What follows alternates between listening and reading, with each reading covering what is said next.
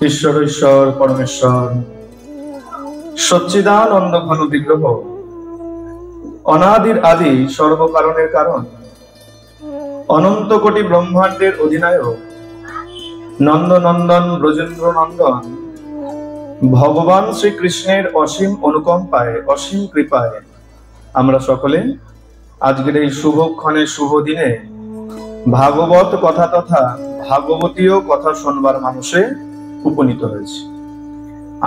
আজকের এই দিনটা একটা বিশেষ দিন, সেটা হলো শিবরাত্রি। প্রথম প্রসঙ্গ আসে, অনেক বৈষ্ণবেরা বলে থাকে শিবরাত্রি করার কোনো প্রয়োজন নাই। পরিষ্কারভাবে শুনবেন, যারা এই কথা বলে তারা বৈষ্ণব মতের কোনো ধারার মধ্যেই আসে। যারা বলে যে শিবরাত্রি করার কোনো প্রয়োজন নাই, তারা কোনো বৈষ্ণব ধারার মধ্যেই পড়ে। কেন? আমার ভোলানাথ হলেন পরম বৈষ্ণব। ভাগবতে বলা হলো বৈষ্ণবানাং যথা শম্ভু। বৈষ্ণবের মধ্যে শম্ভু অর্থাৎ মহাদেব হলেন শ্রেষ্ঠ। তাহলে আমাদেরও উচিত শিবরাত্রি পালন করা, তবে একটু ভাবধারাটা আলাদা হবে। কেমন হবে?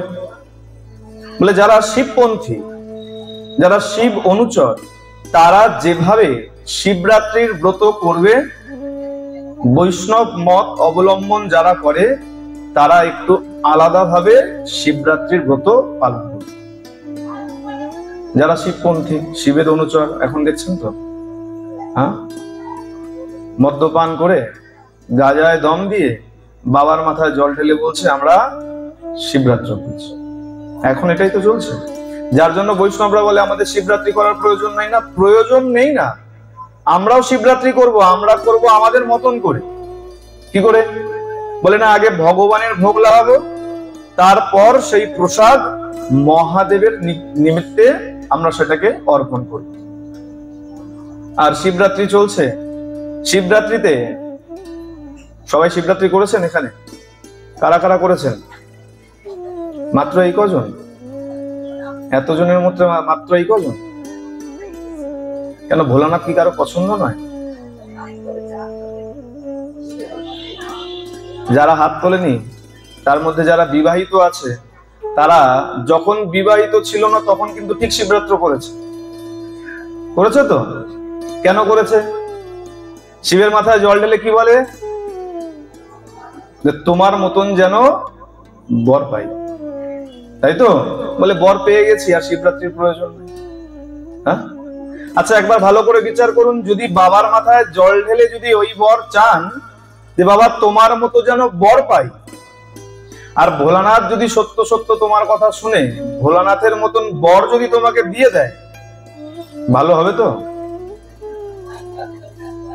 ইচ্ছা হলো বিয়ের পরে একটু ফুচকা খেতে যাবেন, ওই বাকছাল পড়া বর নিয়ে রাস্তায় বেরোবেন তো? বেরোবেন? সত্য করে বলুন তো, কজন আছেন বেরোবেন?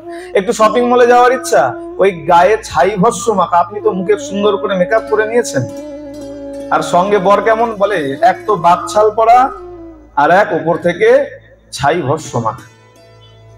যদি সেরকমই বর হয়ে যায়, বলে না ভোলানাথের মতন বর চাও, কিন্তু কেমন? স্বভাবে যেন ভোলানাথের মতন। কেমন? বলে দেখো, এক তো সংসারী, বাবার মতন সংসারী কেউ নাই, আর দ্বিতীয় বাবার মতন সন্ন্যাসীও কেউ নাই। সংসারে থেকেই তিনি সব কিছু কিন্তু একত্রে পালন করছেন। তার মনটা কেমন? বলে সদা সর্বক্ষণ ভোলানাথের মনের মধ্যে কেবলমাত্র রাম নাম চলে বেড়াচ্ছে। জীবের আগায় ভোলানাথের জীবের অগ্রভাগে কেবলমাত্র রাম নাম চলছে। রাম নাম ছাড়া মহাদেবের মুখে আর কিছুই চলে না। আমরা বলি না পঞ্চমুখে রাম নাম গান ত্রিপুরায়। তাহলে ভোলানাথ কি গাইছে? এক মুখ না, পাঁচটা মুখে কেবলমাত্র রাম নাম গেয়ে চলেছে। আর সেই শিবরাত্রি, আচ্ছা শিবরাত্রি তো আমরা করি, খুব আনন্দের সঙ্গে শিবরাত্রি পালন করি। আর কি করি? এই প্রহর প্রহর আসে আর জল নিয়ে ছুটে যাই বাবার মাথায় ঢালার জন্য। কিন্তু অধিকাংশই হয়তো আমরা জানি না যে 4 প্রহরে কেবলমাত্র জল নয়, 4 প্রহরে 4 রকমের উপাচার দিয়ে ভোলানাথের অভিষেক করা উচিত। প্রথম প্রহর এখন চলছে, প্রথম প্রহর পড়ে গেছে, আরেক কিছুক্ষণ আছে প্রথম প্রহরে, বেশিক্ষণ আর বাকি নাই। এই প্রথম প্রহরে বাবাকে দুধ দিয়ে অভিষেক করতে হয়। এখানে হয়তো অনেকে আছেন 4 প্রহরে উপবাস করে মহাদেবের অভিষেক করছেন, একটু ভালো করে জেনে নেবেন। ভালো সময় চলছে, জেনে নিয়ে অভিষেক করুন, তাতে কাজ বেশি হয়। না জেনে ধর্ম করলে তাতে কোনো কাজ হয় না। প্রথম প্রহরে বাবাকে দুধ দিয়ে অভিষেক করতে হয়, একটু মন দিয়ে শুনবেন, কেউ আন কথা বলবেন না, মন এদিক ওদিক ছটফট করবেন না, তাহলে কোনো কাজ হবে না, সাধুর সঙ্গে এসে বসার কোনো লাভ হবে না। প্রথম প্রহরে বাবাকে দুধ দিয়ে অভিষেক করতে হয়, আর এই প্রহরে বাবার যে মন্ত্র, বাবার যে নাম, সেটা হলো ঈশান মন্ত্র। বলতে হয় ওম ঈশানায় নমঃ অথবা নমো ঈশানায় নমঃ। মন্দিরে যে ব্রাহ্মণ ঠাকুর থাকবে তার তার নিজ নিজ বেদ অনুযায়ী মন্ত্র বলবে, কিন্তু নাম হবে একটাই, নাম কি? ঈশান। ঠিক আছে, তাহলে প্রথম প্রহরে মন্ত্র বলবো নমো ঈশানায় নমঃ, আর ঢালবো দুগ্ধ। মনে রাখতে হবে, কেবলমাত্র দুধ ঢেলে চলে আসলে কিন্তু অসম্পূর্ণ থেকে গেল পুজো। অভিষেক যখন যা দিয়েই করবেন, তারপরে অবশ্যই পবিত্র শুদ্ধ জল আপনাকে ঢালতে হবে। দুধ ঢেলে অভিষেক করলেন আর বাড়িতে ঘটি বাটি যা আছে বাড়িতে নিয়ে চলে আসলেন, তাহলে সেই পুজো অসম্পূর্ণ থেকে গেল। দুধ দিয়ে অভিষেক করার পরে কেবলমাত্র এই শিবরাত্রির দিন বলে নয়, বাড়িতেও যখন ভগবানের অভিষেক করবেন, পঞ্চামৃত দিয়ে করুন কি দুধ দিয়ে করুন, যাই দিয়ে করুন না কেন, তারপরে অবশ্যই আপনাকে শুদ্ধ জল ঢালতেই হবে। তাহলে প্রথম প্রহরে দুগ্ধ দিয়ে অভিষেক করব আর মন্ত্র বলবো নমো ঈশানায় নমঃ। দ্বিতীয় প্রহর, এই দ্বিতীয় প্রহরে বাবাকে দই দিয়ে অভিষেক করতে হয়। দই দিয়ে প্রথমে দুধ, দ্বিতীয় প্রহর মানে 9টার পরে যে প্রহরটা আসবে, 9টা কত পর্যন্ত যেন প্রথম প্রহর আছে, এরপরে দ্বিতীয় প্রহর যখনই আসবে, দ্বিতীয় প্রহরে বাবাকে দই দিয়ে অভিষেক করতে হবে আর মন্ত্র বলতে হবে নমো অঘোরায় নমঃ বা হোম অঘোরায় নমঃ। যেখানে যে ব্রাহ্মণ ঠাকুর থাকবে, পুরোহিত ঠাকুর থাকবে, তার তার নিজ বেদ অনুযায়ী মন্ত্র বলবে। নাম হবে অঘোর, নাম কিন্তু পরিবর্তন হবে না।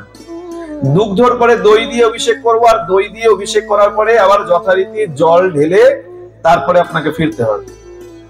তৃতীয় প্রহর, এই তৃতীয় প্রহরে ঘি দিয়ে অভিষেক করতে হয়, আর এই প্রহরে বাবার নাম হলো বামদেব। মন্ত্র হবে নমো বামদেবায় নমঃ।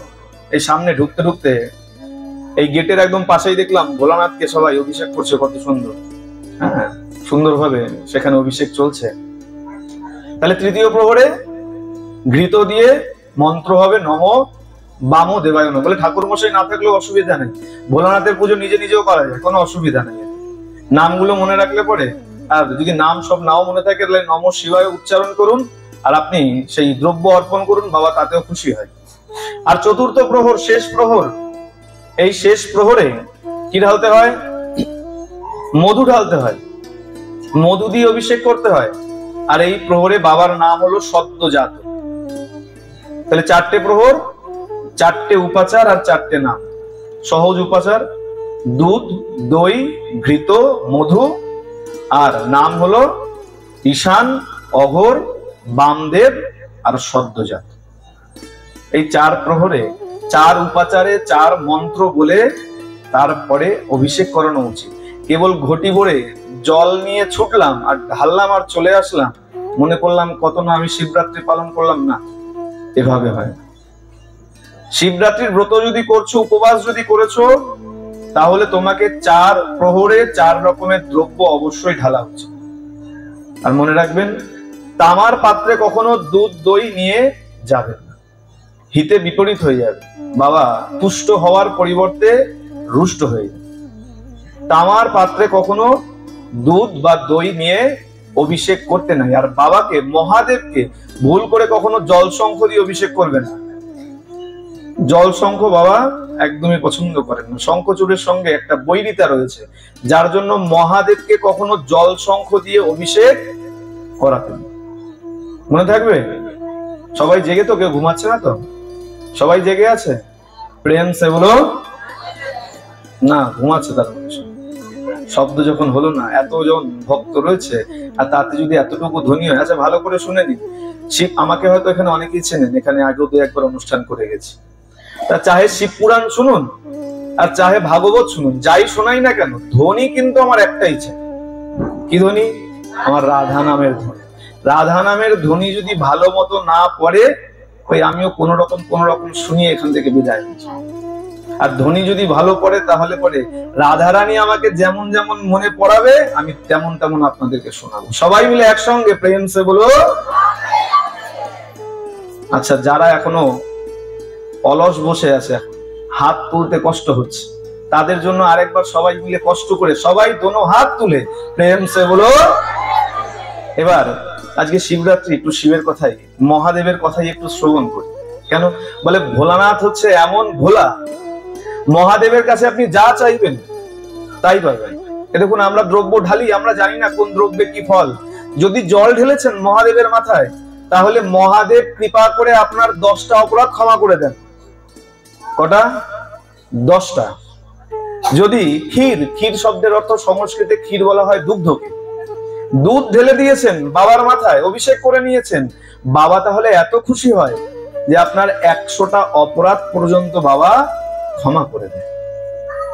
আর যদি ঘৃত ঢেলে দিয়েছেন বাবার মাথায়, ঘৃত দিয়ে অভিষেক করে নিয়েছেন, তাহলে বাবা আপনার 1000টা অপরাধ ক্ষমা করে। শিব পুরাণে এক একটা করে দ্রব্যের কথা উল্লেখ করে করে বলা আছে, আমি আর সেই বিস্তারিত তার মধ্যে ঢুকছি না। এখন বাবাকে তো সবকিছু অর্পণ করা যায়, সব থেকে উত্তম আমরা জানি বেলপাতা। শুধু বেলপাতা নয়, বাবাকে পদ্ম ফুল দিলেও বাবা অত্যন্ত তুষ্ট হয়ে থাকে। বলা হয়েছে যদি কিছু না পাও, তাহলে পরে বেলপাতা বাবার অত্যন্ত প্রিয়, বেলপাতা অর্পণ করো। কিন্তু মনে রাখতে হবে, বেলপাতা যেন কখনো ডাঁট সমেত আবার দিয়ে ফেলেন। বেলপাতা 3টে পাতা যে ডাঁটের সঙ্গে লেগে থাকে, ডাঁটের গোড়ার দিকটা যেটা গাছের সঙ্গে লেগে থাকে, দেখবেন একটু মোটা করে অংশ থাকে, ওই মোটা অংশ ভেঙে যদি বেলপাতা না দিয়েছেন, তাহলে কিন্তু হিতে অহিত হয়ে যাবে। বাবা তুষ্ট তো হবে না, বরঞ্চ রুষ্ট হয়ে যাবে। শিব পুরাণ বলছে ওই অংশ যদি ভেঙে না দাও, তাহলে পরে বাবা বজ্রাঘাতের সমান কষ্ট পায়। সুতরাং বেলপাতার ওই ডাটি যেটা গাছের সঙ্গে লেগে থাকে, ওই অংশটাকে ভেঙে তারপরে বাবার মাথায় অর্পণ করা উচিত।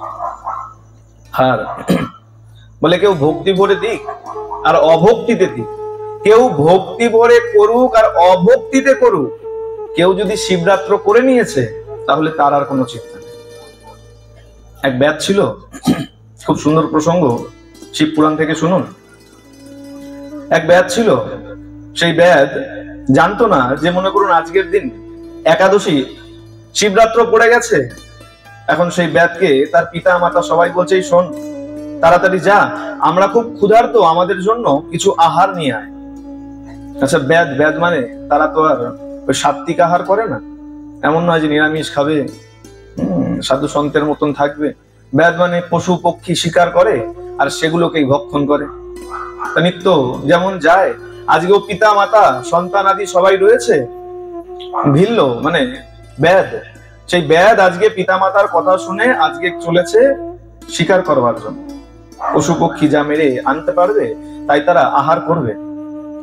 যখন বনে গেছে, বনে গিয়ে অনেক খোঁজাখুঁজি করেছে। দিনটা কি? শিবরাত্রির দিন।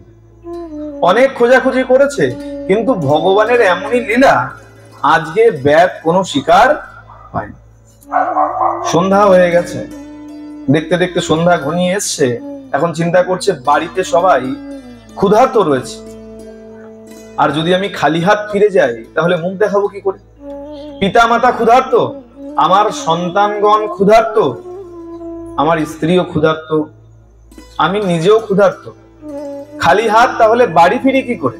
না, যতক্ষণ না পর্যন্ত আহারের কোনো ব্যবস্থা করছি, ততক্ষণ পর্যন্ত আমি গৃহে ফিরব।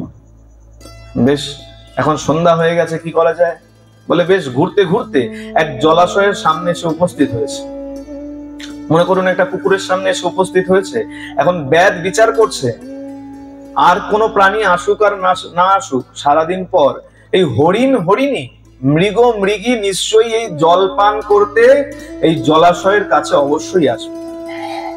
আর যখন আসবে তখন আমি সেই হরিণ বা হরিণীকে শিকার করে নিয়ে গৃহে প্রস্থান করব। বেশ চিন্তা করে বসে আছে। এখন আবার চিন্তা করছে, এই বনের মধ্যে যদি এই গাছতলায় এভাবে বসে থাকি, আর যদি কোনো হিংস্র জন্তু চলে আসে, আমি শিকার করব কি উল্টো যদি তারা আমাকে শিকার করে নেয়, তাহলে বেশ, তাহলে গাছের উপরে উঠে বসে। আচ্ছা, গাছের উপরে তো উঠবো, গাছের উপরে ওঠার পর যদি পিপাসা লাগে, এক কাজ করি, কিছুটা জল সঙ্গে নিয়ে গাছের উপরে উঠে বসি।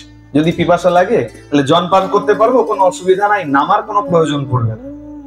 যেমন চিন্তা তেমন কাজ। কিছু পরিমাণ জল নিয়ে গাছের উপরে উঠে বসে রয়েছে, ওই জলাশয়ের দিকে তাকিয়ে রয়েছে, কখন হরিণ হরিণী আসবে আর আমি তাকে বধ করব, আর সেই আহার নিয়ে গৃহে যাব। অনেকক্ষণ বসে রয়েছে, হঠাৎ করে শব্দ পেয়েছে যে কোনো মৃগী মানে কোনো হরিণী জল পান করতে আসছে। যখনই দেখেছে যে সত্য সত্যই একটা হরিণী জল পান করবার জন্য জলাশয়ের কাছে এসছে, আর ওই ব্যাধ ওই গাছের উপরে একটু নড়ে চড়ে বসেছে, কেন? ওই তীর ধনুক যোজনা করার জন্য। নড়ে চড়ে যখনই বসতে গেছে, তার হাতে ওই তার সঙ্গে যে জলের পাত্র রাখা ছিল, ওই পাত্র থেকে কিছুটা জল নিচে পড়ে গেছে। আর অদ্ভুত ভাবে ভগবানের এমন কৃপা, সে না জেনেই একটা বেল গাছে উঠে গেছে, আর সেই বেল গাছের নিচেই আমার মহাদেব লিঙ্গ রূপে বিরাজিত রয়েছে। তার সেই ঝোলা থেকে, জলের পাত্র থেকে কিছুটা জল ওই মহাদেবের মাথার উপরে পড়েছে, আর ও যে গাছের উপরে নড়াচড়া করেছে, কিছু পাতা, বেল পাতা ওই মহাদেবের লিঙ্গের উপরে পড়েছে। যখনই মৃগীকে দেখেছে, তাড়াতাড়ি বান তাক করেছে। মৃগীও বুঝতে পেরেছে ব্যাধ আমাকে এই তীর ধনুক মেরে, তীর ধনুক দিয়ে আমাকে বিদ্ধ করবে। হঠাৎ করে অদ্ভুত বিষয়, সেই মৃগী এখন মানুষের কণ্ঠে কথা বলছে। বলে, শোনো ব্যাধ, আমার জীবন আজকে সার্থক। বলে, কেন? ব্যাধ তো একদম আচমকা মানুষের কণ্ঠস্বর শুনে হতচকিত হয়ে গেছে। হরিণ, আর সে কিনা মনুষ্য কণ্ঠে কথা বলছে। বলে, কেন তোমার জীবন আজকে সার্থক কেন? বলে, না, অপরের উপকারে লাগতে পারবে। তুমি আমাকে বধ করবে। কেন বধ করবে? তুমি আমাকে হত্যা করে নিয়ে যাবে, আমার মাংস ভক্ষণ করে তুমি তোমার জীবন ধারণ করবে। আমি অপরের উপকারে লাগবো, সহায়তায় লাগবো, এর থেকে বড় সৌভাগ্য আর কি আছে? ব্যাধ বলে, শোনো, এই বিপদে পড়লে অনেকেই এরকম অনেক রকম কথা বলে। এইসব কথা ছাড়ো, আমি তোমাকে এখন হত্যা করব, আর তোমাকে আমি নিয়ে যাব। বলে, শোনো, তুমি আমাকে বধ করো, তাতে আমার কোনো আপত্তি নাই, কিন্তু আমার একটা অনুরোধ আছে। কি? আমার গৃহে, হরিণীর গৃহে কিছু শাবক আছে, বাচ্চা আছে। তা আমি এক কাজ করি, আমার ওই শাবক গুলোকে, ওই বাচ্চাগুলোকে ওর বাবার কাছে, আমার এক ভগ্নী আছে, তার কাছে দিয়ে আমি আবার আসবো। ব্যাধ বলছো, আচ্ছা, মজা পেয়েছো? হ্যাঁ, মিথ্যা কথা বলে তুমি চলে যাবে, আর তুমি কিনা আবার আসবে আমার হাতে বধ হওয়ার জন্য?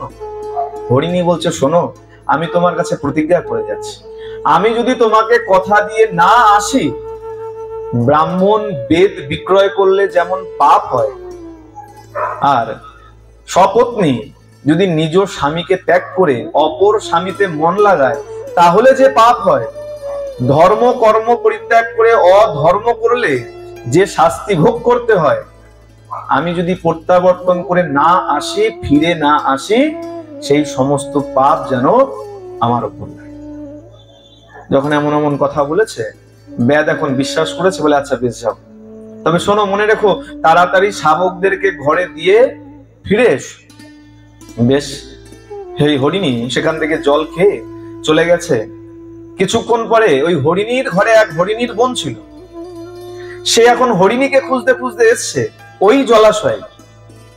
ব্যাধ বসে রয়েছে সেই গাছের উপরে।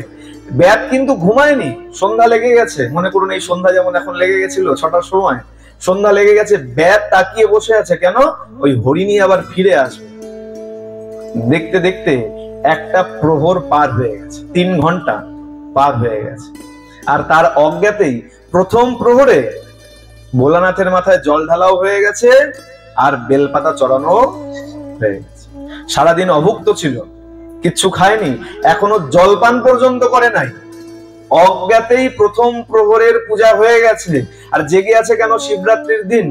ভালো করে শুনবেন, রাত্র জাগরণ অবশ্যই করা উচিত। যারা ব্রত করছেন, 4 প্রহরে যারা জল ঢালছেন, তাদের অবশ্যই রাত্র জাগরণ করা উচিত। তবে মনে রাখবেন, রাত্র জাগরণ করে যদি ওই আলতু ফালতু সিনেমা দেখে বেড়ান, তাহলে এই শিবরাত্রি সম্পূর্ণটাই নষ্ট হয়ে যাবে। করে না এখনকার দিনের মেয়েরা? কি করে? বলে 3 ঘন্টা অতক্ষণ জেগে থাকতে হবে, ঘুম পেয়ে যাবে। আচ্ছা বেশ, ভালো কোন বই বেরিয়েছে এখন? নতুন কোন বই বেরিয়েছে? চল নতুন বই দেখবো, ওই অর্ধেকটা দেখবো, আবার 1 প্রহরে জল ঢেলে এসে বাকি অর্ধেকটা দেখে নেব। না, শিবরাত্রির দিন, শুধু শিবরাত্র নয়, উপবাসের দিন, যে কোনো উপবাসের দিন যদি আপনি কুরুচি সম্পন্ন কোনো এইসব ভিডিও সিনেমা দেখে নিয়েছেন, তাহলে সেই উপবাস আপনার তৎক্ষণাৎ নষ্ট হয়ে যায়। একাদশীতে বলা হয়েছে, একাদশীর দিন যদি আপনি কাউকে নিয়ে মনে কটু চিন্তাও করেছেন, তাহলেও আপনার একাদশী নষ্ট। কেবলমাত্র অন্ন খেলে একাদশী নষ্ট হয় না, এই ভুল ধারণা মন থেকে হাটিয়ে দিন। আমরা খালি মনে করি ওই অন্ন খেলেই একাদশী নষ্ট। না, উপবাস করছি, একাদশী করছি, আর মনে মনে অপরের কুচিন্তা করছি, জানবেন তৎক্ষণাৎ সেই একাদশী নষ্ট হয়ে যায়। এটা শাস্ত্রের কথা, আমার বানানো কথা না। এখন এই ব্যাত কি করলো? এই হরিণীকে ছেড়ে দিয়েছে, ওই প্রথম প্রহর জেগে কাটিয়েছে। যখনই দ্বিতীয় প্রহর পড়েছে, হঠাৎ করে হরিণীর বোন চলে এসছে খোঁজার জন্য। আর যেই হরিণীর বোন এসছে, ওই ব্যাদ আবার গাছের উপরে একটু নড়ে চড়ে বসেছে। কেন? আবার হরিণ এসছে, শিকার করতে হবে। তীর যখনই যোজনা করতে যাবি, যেই নড়াচড়া করেছে, আবার কিছুটা জল ভোলানাথের মাথায় পড়ে গেছে। আর ওই গাছের থেকে কিছু বেলপাতা ভোলানাথের মাথায় খসে পড়েছে। কেমন করুণার ঠাকুর, কেমন দয়াল ঠাকুর, চিন্তা করুন, কেমন ভোলেনাথ, কত ভোলা। এই অজ্ঞাতে জল পড়ছে আর বেলপাতা পড়ছে, সেটাই ভগবান পুজো বলে স্বীকার করে নিচ্ছে। দ্বিতীয় প্রহরের পূজা হয়ে গেল। যখনই ওই হরিণী এসছে, জলপান করতে গেছে, আর ব্যাদ আবার যখনই তীর যোজনা করেছে, ওই ভগ্নী হরিণী দেখে বুঝতে পেরেছে ব্যাদ আমাকে স্বীকার করবে। ওই ভগ্নী হরিণী বলছে, আচ্ছা এই তুমি যে আমাকে বধ করবে, এতে আমার বড় সৌভাগ্য। কেন? বলে আমার জীবন আজকে ধন্য, আমি অপরের সাহায্যে লাগতে পারবো। দেখুন, এই যে এখানে এত বড় আয়োজন হচ্ছে, এখানে কিন্তু কোনো একজনের সহায়তায় হচ্ছে। যাদের খালি ধন থাকলে হয় না, যাদের মন আছে, তাদের সহযোগিতাতেই এই উৎসব হচ্ছে, নচেত কিন্তু এই উৎসব হতো না। ধন তো অনেকেরই আছে, দান করতে পারে কজন? দেখবেন মন্দিরে দান বাক্সের সামনে অনেকে এসে দাঁড়ায়, অনেকে ঝপাঝপ দান করে দিয়ে চলে যাচ্ছে, আর অনেকে দান করতে সময় নেয়। হয়তো ধনী ব্যক্তি সময় নেয়, কি করে? পকেটে হাত দিয়ে অনেকক্ষণ ভাবনা চিন্তা করে, ভাবনা চিন্তা করে না, খুঁজতে থাকে। কি খোঁজে? ওই ছোট 1 টাকার কয়েন আছে না, অনেকক্ষণ পকেটে হাত ঘোরানোর পর একটা ছোট 1 টাকার কয়েন বের করে গোবিন্দের দান বাক্সে। তাহলে কি হলো? ধন আছে, মন নাই। খালি ধন থাকলে হবে না, মন যদি তোমাকে না দিয়েছে, সেই ধনের কোনো কার্যকারিতা। প্রেম সে বলো। আবার শব্দ কমে গেছে, আবার বাড়াতে হবে একটু নাকি? সবাই মিলে একসঙ্গে প্রেম সে বলো। ঘুম পেয়ে গেছে সবার? ক্ষুধা পেয়েছে? হ্যাঁ, বলে এমনিতে তো খাওয়া যাবে না, আজকে তো উপবাস চলছে। যারা বৈষ্ণবীয় মত, তারা হয়তো আগামীকাল করবে, আর অধিকাংশই আজকে করছে। ক্ষুধা পেলে অনেক সময় গলার জোর কমে যায়। ক্ষুধা পেয়েছে নাকি? প্রসাদের ব্যবস্থা নিশ্চয়ই আছে কম বেশি। রাত হয়েছে, ঘুমও পেতে পারে। ঘুম পায়নি তো? একদম পেছন থেকে ঘুম পায়নি তো? কারো বিশ্রাম দিয়ে দেবো নাকি? ঘুম পায়নি তো? সবাই মিলে একসঙ্গে প্রেম সে বলো। শব্দ যেন কম না, তাহলে কিন্তু আমিও ঘুম ঘুম পাঠ করবো। অর্ধেক বুঝবেন, অর্ধেক বুঝবেন। দ্বিতীয় প্রহর আসলো, হরিণী বলছে আমার জীবন সার্থক। দেখুন, অপরের সাহায্যে যতক্ষণ না লাগবেন, ততক্ষণ আপনার জীবন ব্যর্থ। আপনি যত পড়াশোনা করে নিন আর যত সাধন ভোজন করে নিন না কেন, অপরের সাহায্যে যদি আপনি না লেগেছেন, ভগবানও আপনাকে সাহায্য করবার জন্য এগিয়ে আসবে। হরিণী বলছে আমার জীবন সার্থক। কেন? আমাকে তুমি বধ করবে, আমাকে আহার করবে, তুমি নিজের জীবন ধারণ করবে, তোমার সহযোগিতায় আমি লাগবো। আচ্ছা শোনো, একটা কাজ করো, আমাকে একটু সময় দাও। গৃহে স্বামী রয়েছে, আর গৃহে কিছু শাবক রয়েছে তাদেরকে সঠিক জায়গায় রেখে আমি দ্রুত চলে আসি। ব্যাদ বলছে, দেখো তোমার আগেও এক হরিণী এসেছিল, আর এই একই কথা বলে পালিয়ে গেছে, আর এখন তুমিও একই কথা বলছো, তুমিও পালিয়ে যাবে, তুমি আর আসবে না। বলে, না, আমি তোমাকে প্রতিশ্রুতি দিয়ে যাচ্ছি। কি প্রতিশ্রুতি? আমি যদি না আসি তাহলে পরে ধর্মকর্ম করে অপরকে কষ্ট দিলে যেমন পাপ হয়, আমি অনেক ধর্ম করছি কিন্তু অপরের নামে নিন্দা করছি, অপরকে কটু বাক্য বলছি, তাতে অপরের যে কষ্ট হয় এতে পাপ হয়। যে পাপ হয় সেই পাপ যেন আমার লাগে। আর বলে, পতিব্রতা নারী পতিব্রতা ধর্ম ত্যাগ করে যদি পরপুরুষের সঙ্গ করে তাহলে যে পাপ হবে সেই পাপ যেন আমার লাগে। পিতামাতার বাক্য না শুনলে যে অপরাধ হয় সেই পাপ যেন আমার লাগে। ব্যাদকে যখন বলেছে, ব্যাদ বিশ্বাস করেছে। ব্যাদ বলেছে, বেশ যাও, তবে তাড়াতাড়ি ফিরে এসো। চলে গেছে। এখন দুটো হরিণ গেছে, দুটো হরিণী গেছে, দুটো হরিণী ফিরে আসবে সেই অপেক্ষায় ওই দেখতে দেখতে দ্বিতীয় প্রহর জেগে কাটিয়ে দিয়েছে। দুটো হরিণী বেরিয়েছিল, তাদের যে স্বামী, এখন সেই হরিণ বেরিয়েছে ওই দুই হরিণীকে খোঁজবার জন্য।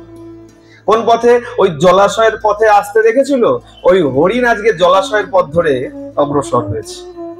দেখতে দেখতে ওই হরিণ মৃগ এসে যখনই জলাশয়ের সামনে এসে উপস্থিত হয়েছে, ব্যর্থ জেগে রয়েছে, দুপ্রহর জেগে রয়েছে, হরিণেরা ফিরে আসবে। যেই হরিণকে দেখেছে তাড়াতাড়ি আবার নড়ে চড়ে বসেছে, তীর ধনুক যোজনা করে এইবার একে বধ করতেই হবে। যেই নড়ে চড়ে বসেছে, আবার কিছুটা জল মহাদেবের মাথায় পড়ে গেছে, আর গাছের থেকে কিছু বেলপাতা খসে মহাদেবের মাথায়। দেখতে দেখতে তৃতীয় প্রহরের পূজাও সংগঠিত হয়ে গেছে। যখনই তীর যোজনা করেছে, মৃগ বলছে, আচ্ছা এই তুমি যে আমাকে হত্যা করবে, তো শোনো, তোমার হাতে মৃত্যু বরণ করলেও আমার অনেক উদ্ধার। কেন? বলে, মনুষ্য তুমি, উঁচুকুল তোমার, আমি কোথায় পশু আর তুমি কোথায় মনুষ্য, তোমার হাতে মৃত্যুবরণ করলেও আমার অনেক সৌভাগ্য, আর তোমার সহযোগিতায় লাগবো, এর থেকে বড় কথা আর কি আছে। কিন্তু শোনো, আমি এসেছিলাম আমার দুই পত্নীকে খোঁজবার জন্য, আমার ঘরে কিছু শাবক রয়েছে, আমি তাদেরকে মায়ের হাতে না তুলে দেওয়া পর্যন্ত আমার চিন্তা মুক্ত হচ্ছে, আমাকে ছেড়ে দাও, আমি তাদেরকে, আমার শাবকগুলোকে মায়ের হাতে তুলে দিয়ে আমি তাড়াতাড়ি ফিরে আসবো। বলেও, আচ্ছা, আগেও দুজন যেরকম বলে গেছে মিথ্যা কথা, তারা ফেরেনি, আর তুমি এখন পালিয়ে যাবে। বলে, না, আমি প্রতিজ্ঞাবদ্ধ হলাম, প্রতিশ্রুতি দিলাম তোমাকে, আমি অবশ্যই ফিরে আসবো, আমাকে ছেড়ে দাও। ব্যাদ বিশ্বাস করেছে, আগে দুজনকে ছেড়েছি, বেশ দেখি কি হয়। ছেড়ে দিয়েছে। যখন ছেড়ে দিয়েছে, সেই মৃগ ফিরে গেছে। আজকে বাড়িতে গিয়ে ওই তিনজনে আজকে মিলেছে, সাক্ষাৎ হয়েছে তিনজনের। আগের দুই মৃগী, দুই হরিণী আর এই মৃগ, তিনজনে মিলেছে। তিনজনে মিলে এখন বার্তালাপ করছে। বলে, শোনো, দেখুন, পশুর মধ্যেও কত স্বভাব থাকে ভালো, তাদের মধ্যেও ধর্ম বলে কিছু বিষয় আছে, আর আমাদের মধ্যে ধর্ম বলে কিছু নাই। আছে কোনো ধর্ম? আজকে এটা ভালো লাগছে তো এই পথে লেগে যাচ্ছি, কালকে অপরকে ভালো লাগছে তো অপরের পেছনে লেগে যাচ্ছি। আপন ধর্ম বলে আমাদের কিচ্ছু নাই। মৃগ আর মৃগী কি কথা বলছে? বলে, শোনো, আমরা প্রতিশ্রুতি দিয়ে এসছি, আর প্রতিশ্রুতি যখন দিয়ে এসছি, আমাদের উচিত প্রতিশ্রুতি রক্ষা করে ব্যাধের কাছে আবার ফিরে যাওয়া। কে চিন্তা করছে? কোনো মানুষ চিন্তা করছে না, একটা হরিণ আর হরিণী চিন্তা করছে। কোথায়? এটা কোনো বানানো গল্প নয়, শিব পুরাণে বেদব্যাস সাক্ষাৎ রচনা করে গেছেন, লিখে রেখে গেছেন। বেদব্যাস লিখে গেছেন। তারা বিচার করছে, তারা চিন্তা করছে, এখন তাহলে কি করা যায়? বলে, চলো, আমাদের তিনজনের যাওয়া উচিত, আমরা তিনজনেই প্রতিশ্রুতি রেখেছি, তিনজনেরই যাওয়া উচিত। বলে, শোনো, তিনজনেই যদি যাব, তাহলে এই সন্তান তো আমাদের অনাথ হয়ে যাবে। সন্তান তো অনাথ হয়ে যাবে, সন্তানেরা জীবন ধারণ করবে কি করে? এক সময় কথা ছিল, বলে, মা মাই হয়, মায়ের মতন কেউ হয় না, আর মায়ের মতন খারাপ কখনো মাকে চিন্তা করতে নাই। কিন্তু বর্তমান সমাজে দেখবেন, বলে, না, ওই কথা এখন পাল্টে গেছে। এখন দেখা যায় মাও নিজের সন্তানকে আস্তাকুড়ের মধ্যে ফেলে চলে আসছে। বর্তমান সমাজ, আমাদের মন মানসিকতা কত খারাপ হয়ে গেছে। আগে মা, স্বামী যদি গৃহত্যাগও করে দিত, সন্তানকে কদাপি কিন্তু মা ত্যাগ করতো না।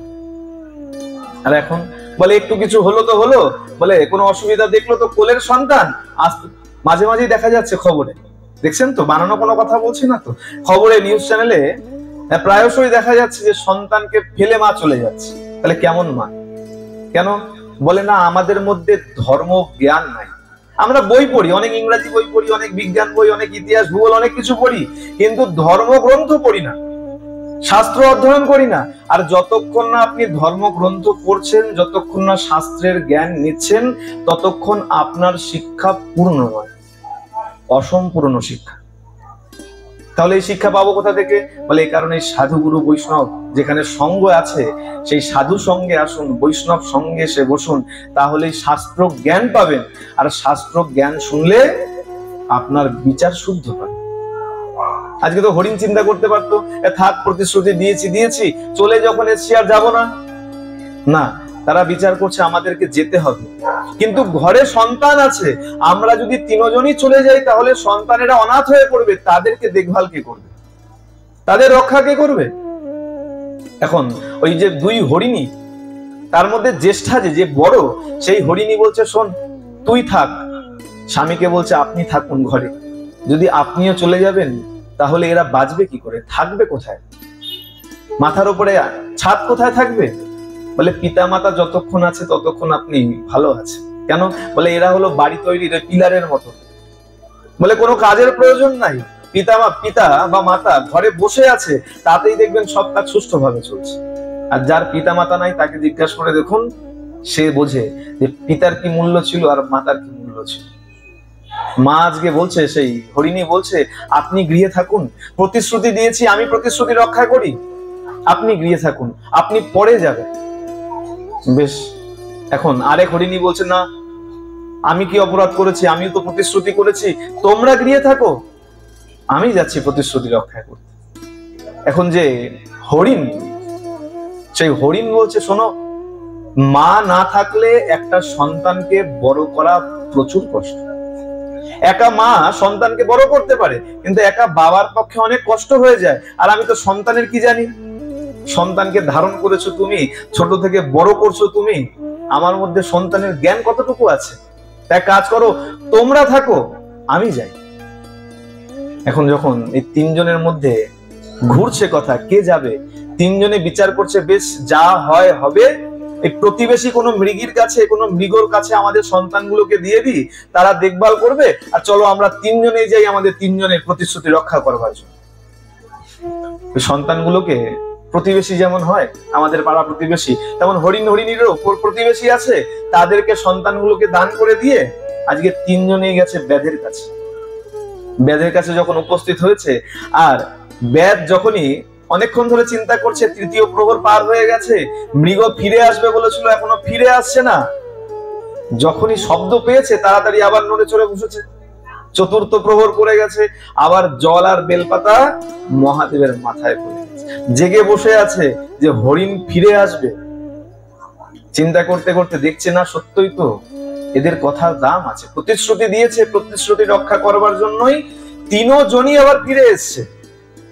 তিনজনকে দেখে ব্যাধ যেই নড়ে চড়ে বসছে, জল আর বেলপাতা পড়েছে, চতুর্থ প্রহরে 4 প্রহরে 4 বারের পুজো তার সম্পন্ন হয়ে গেছে।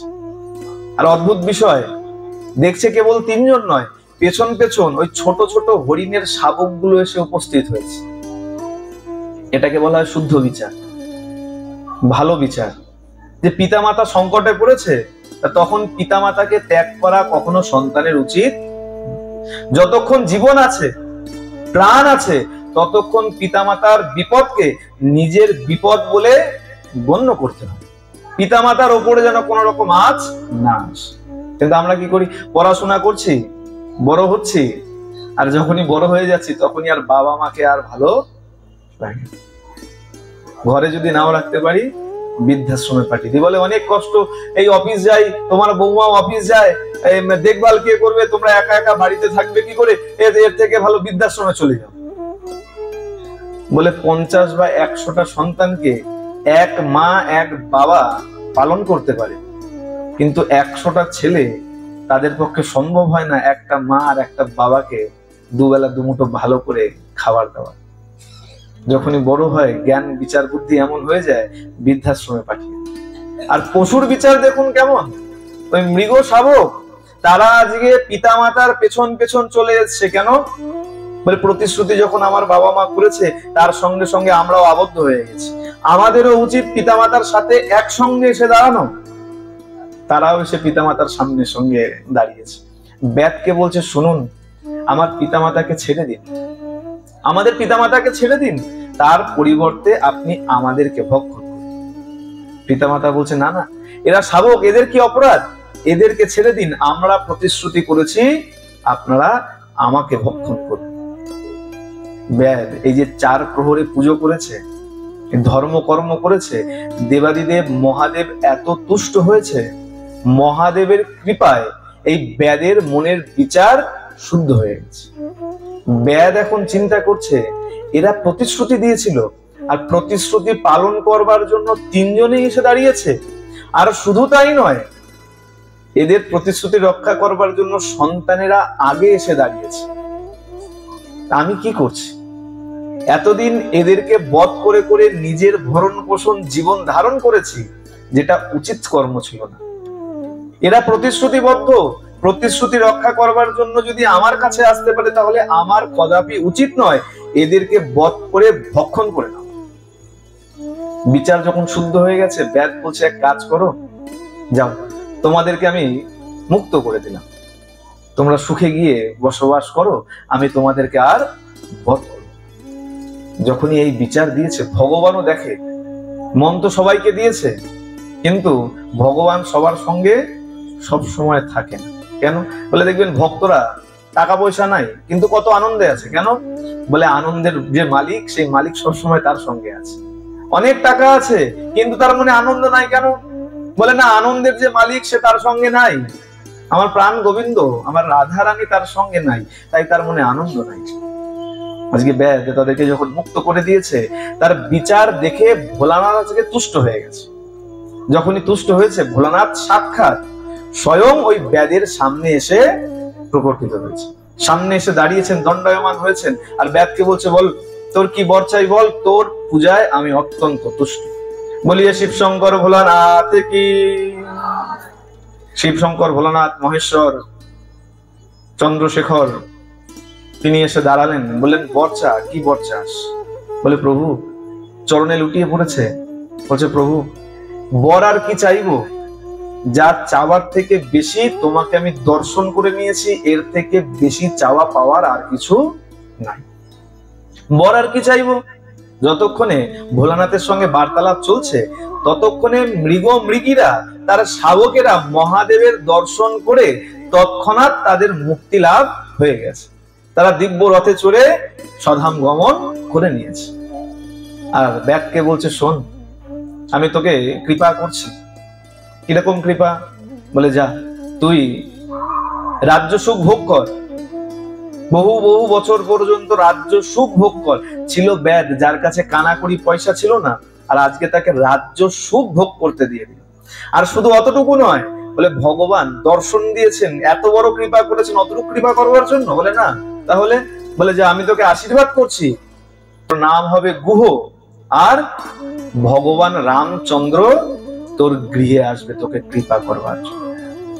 এই মহাদেবের কৃপায় সেই গুহকের গৃহে ভগবান রামচন্দ্র, দশরথ নন্দন রামচন্দ্র এসেছিলেন তার সঙ্গে সাক্ষাৎ করবার জন্য। এবার বিচার করে দেখুন, ওই বেদ না জেনে শিবরাত্র ব্রত করে অজ্ঞাতে, সে নিজে ইচ্ছা করেও জল দেয় নাই, আর ইচ্ছা করেও বেলপাতা দেয় না, অজ্ঞাতে যদি শিবরাত্র পালন করে এত বড় পুণ্য লাভ করতে পারে, তাহলে আমরা যদি জেনে শিবরাত্র ব্রত করি, তাহলে কেমন পুণ্য পেতে পারি? বলে, হ্যাঁ, পুণ্য তখনই পাবে যখন তোমার মধ্যে আস্থা বা বিশ্বাস থাকবে। আর সন্দেহ নিয়ে যদি কাজ করেছো, পুণ্য কেন, কোনো ফলই তুমি লাভ করতে পারবে। সাধারণভাবে বুঝবেন, এই পাড়ায় অনেক ভালো ভালো ডাক্তার থাকে, ওষুধ আনেন, কিন্তু সব ডাক্তারের ওষুধ আপনার কাজ করে না। যে ডাক্তারের সম্পর্কে আপনার মনে সন্দেহ আছে, যে এই ডাক্তারটা মনে হয় না ভালো, দেখবেন তার ওষুধ দীর্ঘদিন খাওয়ার পরেও দেখা যায় রোগ কমতে চায় না। কিন্তু ভিজিট হয়তো বেশি না, 100-200 টাকা ভিজিট, কিন্তু তার উপরে আস্থা আছে যে না, এই ডাক্তার ভালো। সেই ডাক্তার যদি আপনাকে 2 টাকার একটা ট্যাবলেটও দেয়, সেই ওষুধটা খাবার দেখবেন পরের দিনই মনে হবে যে না, আমার রোগ যেন এখন পুরো সুস্থ হয়ে গেছে, রোগ কমে গেছে। তাহলে কি? আস্থা। আস্থা যদি না থাকে কোনো কিছুতেই কাজ দেবে না, বিশ্বাস রাখতে হবে। আর ভোলানাথ হচ্ছে এতটাই ভোলা, বলে দুধ দইয়ের দরকার নেই, ঘি মধুর দরকার নেই, তুমি যতটুকু পারছো জলও যদি ঢেলে দাও, ওই 3টে পরিষ্কার পাতারও দরকার নেই, ভাঙা বেল পাতার টুকরো যদি ভোলানাথের মাথায় ঢেলে দাও, অর্পণ করে দাও, তাহলেও বাবা তোমার উপরে তুষ্ট হয়ে যাবে। এতটাই ভোলা। নামে কি বলছে? নামেই ভোলানাথ। আচ্ছা কেমন ভোলা দেখুন। এক চোর চুরি করতে বেরিয়েছে, চুরি করতে যায় নিত্য, সিদ্ধ হস্ত চুরিতে, রোজ চুরি করে, কোথাও না কোথাও চুরি করেই আসে, এত বড় চোর, সিদ্ধ হস্ত। আজকেও বেরিয়েছে চুরি করতে। চুরি করতে যখন বেরিয়েছে, আর আজকে চুরি করতে পারছে, যেদিকেই যাচ্ছে কোনো না কোনো বাধা বিপত্তি ঘটছে, আর চুরি করতে পারছে, অসুবিধায় পড়ে যাচ্ছে। কোথাও কুকুর ডেকে উঠছে, ঘরের মধ্যে ঢুকতে গিয়েও ঢুকতে পারছে না, কোথাও ঢুকে গেছে, হয়তো দেখা যাচ্ছে সেই বাড়ির লোকজন জেগে আছে। চুরি করতে যেখানেই ঢুকছে বাধা পেয়ে বেরিয়ে আসছে। দেখতে দেখতে প্রায় ভোর হচ্ছে।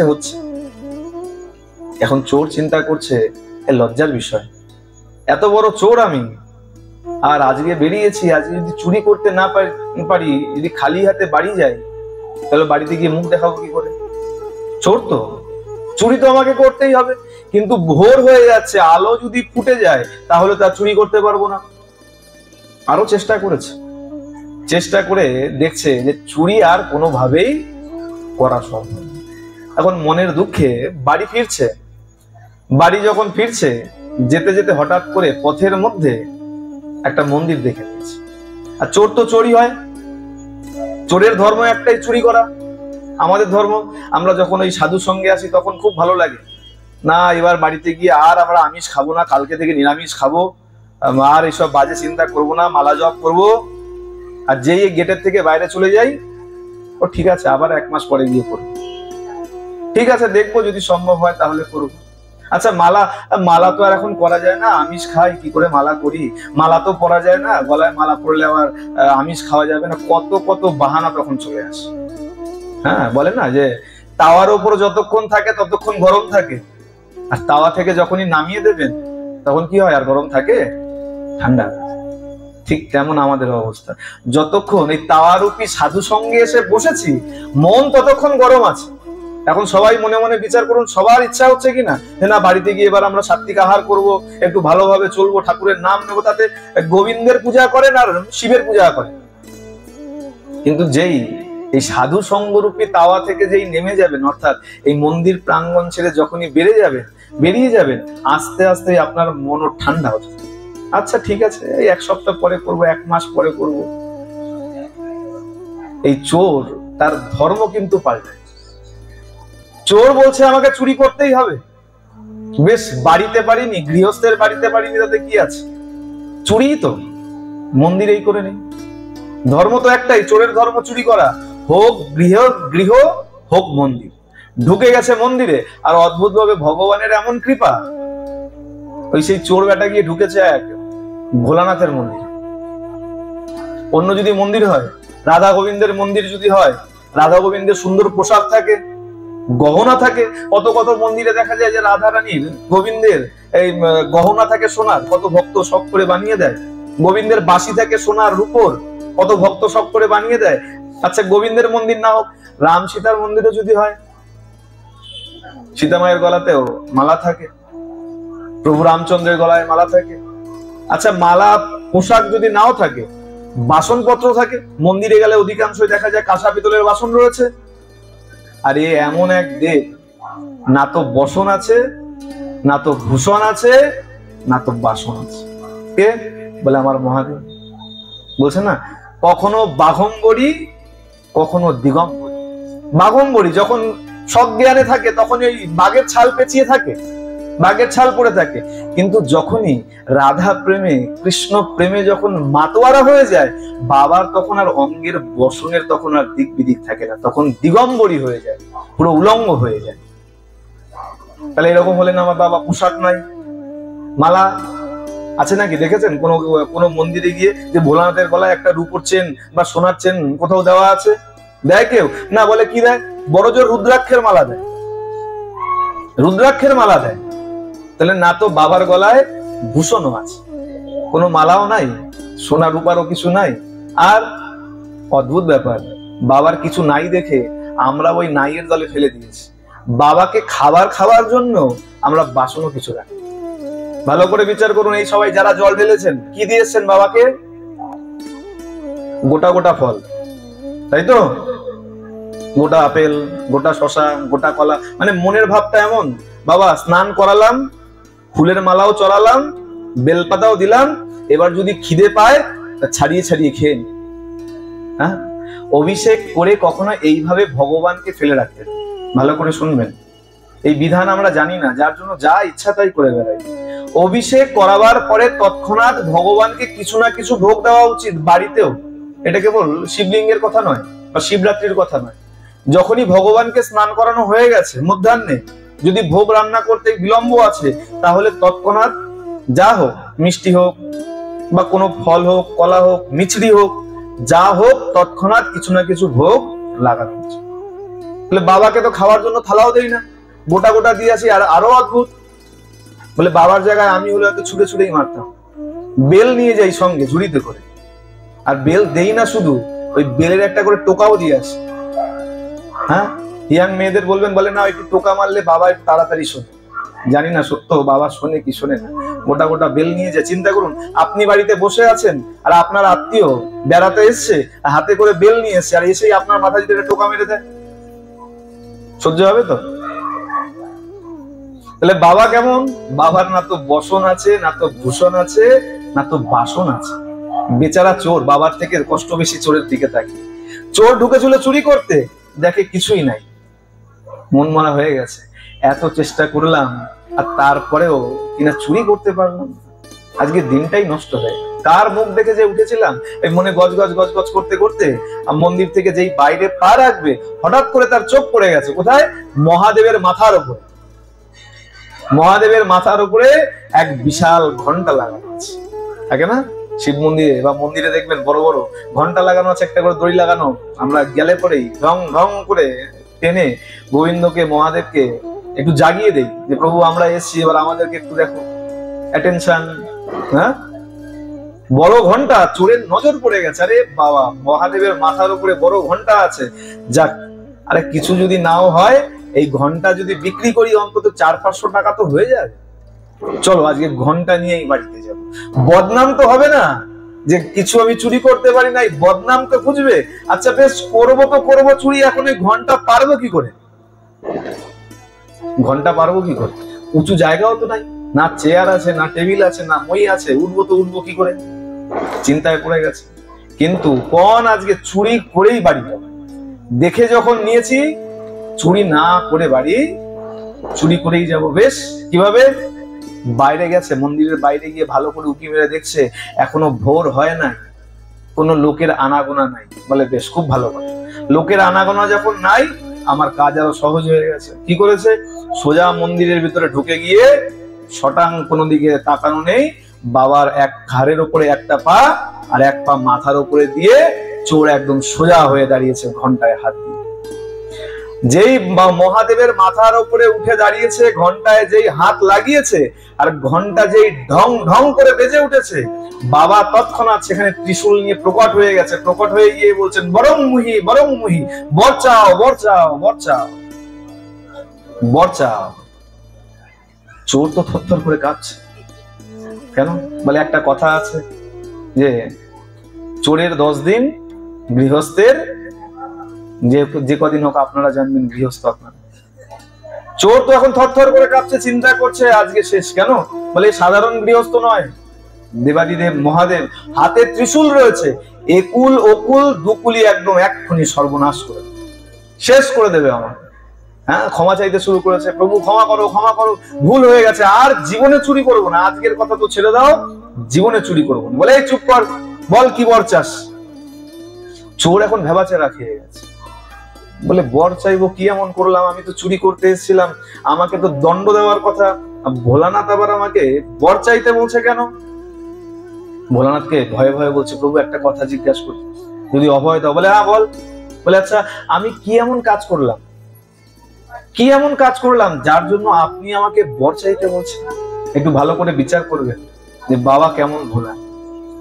বলছে শোন, এই সবাই আসে আর আমার মাথায় এই বোঝা বোঝা বেলপাতা দিয়ে চলে যায়, আমার মাথায় গোটা গোটা ফল রেখে চলে যায়, হ্যাঁ যা যা ফুল আছে ছড়িয়ে দিয়ে চলে যায়, কিন্তু তুই যে কাজ করেছিস সেই কাজ এর আগে কখনো কেউ করে। বলে কি কাজ? বলে সবাই তো ফুল বেলপাতা সব দিয়ে চলে যায়, তুই তো নিজেকেই আমার ওপরে অর্পণ করে দিয়ে চলে গেছিস। এইরকম কাজ এর জগতে এর আগে আর কেউ কখনো করে। বলিয়ে শিব শঙ্কর ভোলানাথ কি। ভোলানাথ কেমন? বলে চিন্তা করুন, ভোলানাথের মাথার উপরে উঠে দাঁড়িয়েছিল চুরি করবার জন্য, আর ভোলানাথ কি বিচার করে নিল যে না, ও নিজেকেই আমার উপরে অর্পণ করে দিয়েছে। আমরা মাথার উপরে অর্পণ করি তো, ভোলানাথে যাই দেই মাথার উপরে অর্পণ করি। তা ভোলানাথ চিন্তা করলো ওই চোর বোধহয় নিজেকেই আমার উপরে অর্পণ করে দিয়েছে, কতটা ভোলা হলে তারপরে এই চিন্তন আসতে পারে। তো সেই ভোলানাথের কাছে গিয়ে কখনো আলতু ফালতু জিনিস চাইতে নেই। কি হয়? বলে ভোলানাথের কাছে যদি পার্থিব জিনিস চেয়ে নিয়েছো তাতে ভালো লাভ কিছু হয় না, ক্ষতি হয়। রাবণ চেয়ে নিয়েছিল, বানাসুর চেয়ে নিয়েছিল, তারা সবাই ধ্বংস হয়ে গেছে। ভোলানাথের কাছে যখনই চাইবেন একটাই জিনিস, বলে এমন ধন দাও যে ধন যেন কখনো না শেষ হয়। কি ধন? বলে সেটা হলো কৃষ্ণ প্রেমের ধন, রাধা প্রেমের ধন দাও, যে ধন একবার আমার অ্যাকাউন্টে জমা হয়ে গেলে দিনে দিনে বাড়বে ছাড়া কমবে না। প্রেম সে বলো। এই কারণে বলা হয় ভোলানাথের কৃপা নাও। যারা বলে যে না ভোলানাথের এই শিবরাত্রি করার প্রয়োজন নাই, ভোলানাথের মাথায় জল ঢালার প্রয়োজন নাই, জানবেন তারা কোনো ধর্মকর্মের বাড়ির কাজ দিয়ে যায়। ভোলানাথের কৃপা, বৈষ্ণবের কৃপা যদি আপনি না পেয়েছেন এ জীবন কেন, আগামী যত জীবনই আপনি পেয়ে যান না কেন, গোবিন্দকে কোনো দিন পাওয়া সম্ভব। প্রথমে বৈষ্ণবের কৃপা, এই কারণে বলা হয় বৈষ্ণবের কাছে আগে যাও। বৈষ্ণব কৃপা না করলে তুমি গোবিন্দের চরণ পেতে পারো না, এ কারণে বৈষ্ণবের কৃপা প্রয়োজন। আর মহাদেব হলেন বৈষ্ণবানাং যথা শম্ভু, বৈষ্ণবদের মধ্যে সর্বশ্রেষ্ঠ উত্তম। তাই মহাদেবের ব্রতকে কখনো এড়িয়ে যাওয়া উচিত নয়। এবার একটু বিধান বলি, তারপরে বিশ্রাম। এই মহাদেবের অভিষেক যখন করবেন, মহাদেবের প্রসাদ গ্রহণ করতে নাই। ভালো করে শুনবেন, এই মাইকের শব্দ অনেক দূর দূর পর্যন্ত যাচ্ছে, অনেক শিব মন্দির পর্যন্ত শোনা যাচ্ছে, সবার জন্য বলছি। হ্যাঁ, এই মহাদেবের প্রসাদ গ্রহণ করতে নাই, খেতে নাই। একটু ভালো করে শুনবেন মন দিয়ে। কেবল একটা পুরাণ নয়, 3টে পুরাণে বলা আছে। শিব পুরাণে বলছে, একটু মন দিয়ে শুনুন কি বলছে। আগ্রাহম নাচগ্রহম শিব নৈবেদ্যম পত্রং পুষ্পং ফলং জলং শালগ্রাম শিলা সংজ্ঞাত সর্বম ইয়াতি পবিত্রতম। যে যে মন্দিরে শিবলিঙ্গের সঙ্গে কৃষ্ণ তত্ত্বের কোনো বিগ্রহ উপস্থিত নাই, সেই সেই মন্দিরের প্রসাদ, সেই সেই শিব মন্দিরের প্রসাদ ভুল করেও গ্রহণ করতে নাই। রাস্তায় অধিকাংশ মন্দিরে দেখা যায় কেবলমাত্র ভোলানাথ একা বসে আছে। যে শিব মন্দিরে কেবলমাত্র ভোলানাথ আছে সেই মন্দিরের প্রসাদ কখনো গ্রহণ করতে নাই, কদাপি নয়। কেবল বৈষ্ণব নয়, অনেক বলে ভাই বৈষ্ণবরা গ্রহণ করে না। বৈষ্ণব বলে আমি বৈষ্ণব বা অবৈষ্ণব বলছি না, কাউকেই সেই শিব মন্দিরের প্রসাদ গ্রহণ করতে নাই। এটা আমার মন করা কথা নয়। বাড়িতে যাবেন, শিব পুরাণ যদি থাকে ভালো, নইলে কিনে খুলে দেখে নেবেন। শিব পুরাণে পরিষ্কার করে বলা হলো যে যদি সেই শিবলিঙ্গের সঙ্গে শালগ্রাম ও শিলা সংঘাত, শালগ্রাম মানে বিষ্ণু তত্ত্ব, ভগবান নারায়ণ, নারায়ণ শিলা বিষ্ণু তত্ত্ব, কৃষ্ণ তত্ত্বের কোন বিগ্রহ, রাম, নৃসিংহ অবতার, বামন অবতার, যে কোনো তত্ত্বের কোনো যদি বিগ্রহ থাকে তাহলেই আপনি সেই প্রসাদ গ্রহণ করতে পারেন, নচেত সেই প্রসাদ গ্রহণ করা যাবে না। করলে কি হয় সেটাও জেনে যান। করলে পরে কুকুরের জনিতে জন্মগ্রহণ করতে হয়। আর শুধু একটা নয়, এটা গেল শিব পুরাণ, এই একই কথা বলছে। নারদ পুরাণও একই কথা বলছে। বারবার করে কেন বলছি, অনেকে বিশ্বাস করতে চায় না, অনেকে মানতে চায় না। ধর্ম মানা উচিত। নারদ পুরাণে কি বললো?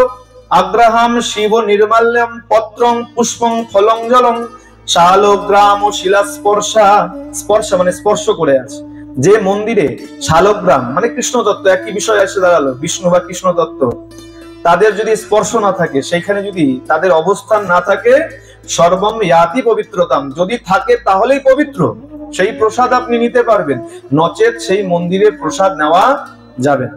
গেল দ্বিতীয় পুরাণ, শিব পুরাণ আর নারদ পুরাণ। বরাহ পুরাণ কি বলছে ভালো করে শুনুন।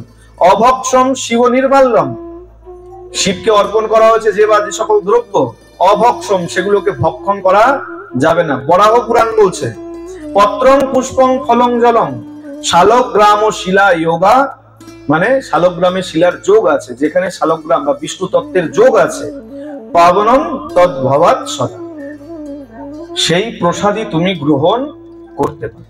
নচেত কোন শিব মন্দিরে যেখানে বিষ্ণু তত্ত্বের উপস্থিতি নাই, কৃষ্ণ তত্ত্বের উপস্থিতি নাই, সেই প্রসাদ আপনি গ্রহণ করতে পারেন।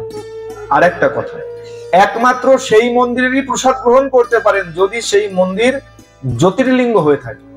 দ্বাদশ জ্যোতির্লিঙ্গ মন্দিরের প্রসাদ আপনি কোনো বিচার বিবেচনা না করেই নিতে পারেন।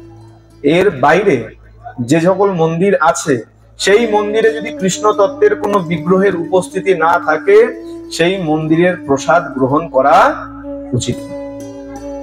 তাহলে কি হয়? কুকুর জনিতে জন্মগ্রহণ করতে। সবাই এই মহাদেবের অভিষেক করব। আর আরেকটা কথা বলি, যারা 4 প্রহরে শিবরাত্রির জন্য 4 প্রহরে উপবাস করে জল ঢালতে পারবেন না, তাদের জন্য একটা কথা বলি, যারা যে মত বৈষ্ণবীরা করে থাকে, বৈষ্ণব পথ যারা অবলম্বন করে, তারা যেটা করে থাকে, সকল কিছু একত্রিত করে পঞ্চামৃত করে একসঙ্গে সবকিছুকে মিশিয়ে বাবাকে অভিষেক করে থাকে। বৈষ্ণব তিথিতে মানে বৈষ্ণব মতে আমাদের আগামীকাল শিবরাত্রি আছে, আমাদের আজকে শিবরাত্রি নয়। বৈষ্ণব মতে যারা আছে, এখানে অনেকেই জানে, গোস্বামী মতে যারা আছে, আগামীকাল শিবরাত্রি আছে। যদিও আগামীকাল 8টা 28-এর মধ্যে চতুর্দশী ছেড়ে যাচ্ছে, কিন্তু আমাদের তিথি রয়েছে আগামীকাল। আর বৈষ্ণবেরা অধিকাংশই সবকিছু মিশিয়ে বাড়িতে যেমন অভিষেক করে, আপনারা সবাই চাইলে পরে যে কেউ, আমি বৈষ্ণব না, এটা কোনো ব্যাপার নয়, আপনারা চাইলেও সবকিছুকে একত্রিত করে ভোলানাথের অভিষেক করতে পারেন। শ্রী গুরু প্রেমানন্দে নিতাই গৌর সীতানাথ হরি হরি বল। শ্রী শ্রী সাধু গুরু বৈষ্ণব প্রেমানন্দে হরি হরি বল। শ্রী শ্রী রাধা গোবিন্দ প্রেমানন্দে হরি হরি বল। সবাই মিলে একসঙ্গে আরেকবার, হ্যাঁ, প্রেম সে বলো। সবাই মিলে একসঙ্গে সমস্বরে প্রেম সে বলো। এখনো আলস্য করে যারা হাত তোলেনি, সবাই দোনো হাত একসঙ্গে তুলে প্রাণ ভরে প্রেম সে বলো। এবার বিচার করুন, যে যত জোরে ধ্বনি দিয়েছেন তার মনে আনন্দ তত বেশি হয়েছে। আসুন, জয় শ্রী রাধে।